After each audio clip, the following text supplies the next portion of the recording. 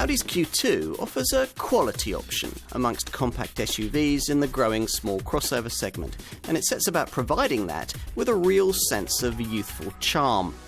The idea is to deliver the looks of a coupe, the agility of a hatchback, and the presence of an SUV in a product small but perfectly formed.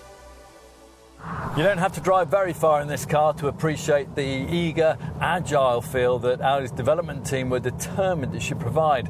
The need for that has necessitated a rather firm ride, but things won't be too bad in that regard, provided you avoid the over-large wheel sizes and the optional sport suspension setup. Body roll is really well controlled for a car of this kind, and the direct responsive steering helps too, and that's a progressive setup that makes the ratio become increasingly more direct as you turn. Now you can also alter the weight of the steering via the various settings of the Audi Drive Select system, one of those that alters not only the feel at the helm but also the throttle response, and on the S-Tronic Auto models, gear shift timings too. Drive Select can also change the suspension feel if you pay extra for the adaptive damping package. As for engines, well, the range starts with a couple of 116 PS options, a 1-litre TFSI petrol and a 1.6-litre TDI diesel, the latter being the unit that you have to have if you want the option of auto transmission. Now here, we're trying the 150 PS 1.4-litre petrol TFSI power plant that arguably offers a better all-round package if you can stretch to it. Here, there's a choice of gearbox options, with the S-Tronic setup that we've got here able to return nearly 55 mpg on the combined cycle and under 120 grams per kilometre of CO2. Yet, this variant is capable of rest to 62 mph in just 8.5 seconds on route to 131 miles an hour. You can't have it with Quattro four-wheel drive though. For that, you'll need pricier 2-litre TDI diesel power.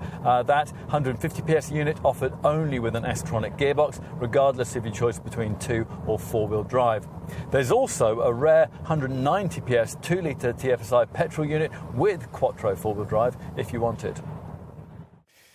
Even if you didn't know that Audi was trying to do something different with this car, well, you might guess the fact just by looking at it. In place of the clean-cut conservatism that characterises most of the brand's other models, the company's new head of design, Mark Lichter, has tried to introduce a jauntier, younger, more individual and highly personalisable demeanour.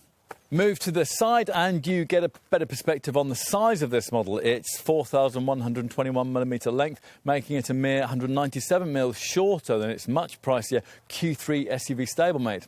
From here, you better appreciate Audi's further attempts to give this car a bit of extra youthful personality. Take, for example, the so-called C-pillar blade, a clip-on panel available in a choice of 5 finishes, depending on the trim level or option you choose. Now here it's in matte titanium grey. So, time to take a seat inside. Now, as you get in, it doesn't feel especially SUV-like. There's no real step up into the driver's seat. Now, that's intentional to create a sportier feel. Yet, there is still something of the slightly raised position that crossover customers like so much. In essence, it all means that if you're switching into this car from a conventional Audi hatch, say an A1 or an A3, then the minimum adjustment will be needed. The fascia design shares a lot with those models too, which means the defining use of these 4 air vents, all styled to look like miniature jet engines, are made up of no fewer than 30 individual parts, including outer rings that are shaped for perfect grip. It's all part of surroundings that are very nicely finished indeed, creating a really premium feeling of quality and class.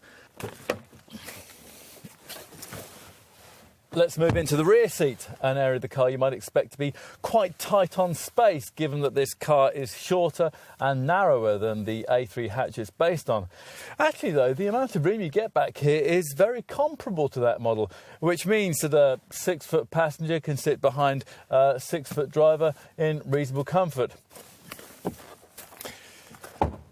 So finally, let's check out the boot space on offer, accessed in this case by an optionally powered tailgate that seems a bit unnecessary in a car of this kind.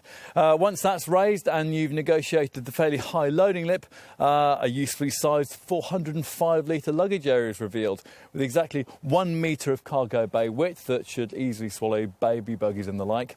If more room's needed, you can fold the rear bench with the usual 60-40 split, or there's an optional 40-20-40 split folding setup if you want it. Once everything's flattened, then you can create a completely level loading area that offers 1,050 litres of space. We started this review thinking that this Q2 might steal sales from some of Audi's other models, primarily those in the Q3 and A3 ranges. We're finishing this film, though, quite convinced that it won't. This product, you see, is very different to almost anything else the company makes, with a younger, trendier, more fashion-led feel. If you like, it represents Audi's playful side. The Q2 is fun, it's fashionable, and it's perfectly pitched for aspirational compact crossover buyers. Now, if you are one of those people, we think you're probably going to want one.